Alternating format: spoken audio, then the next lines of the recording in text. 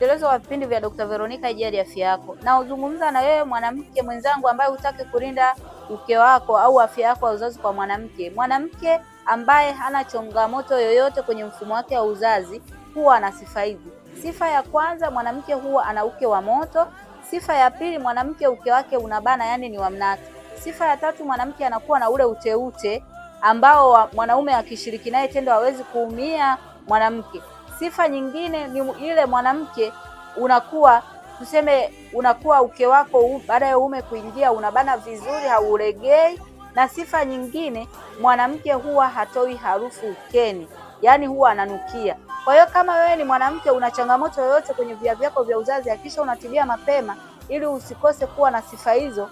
Na mwanamke ili awe mwanamke anatakiwa kuwa na sifa hizo, na mwanamke wa aina hiyo huwa haachi kwenye mahusiano yake wala kwenye ndoa yake. Dr. Veronica Ijali Afya Yako.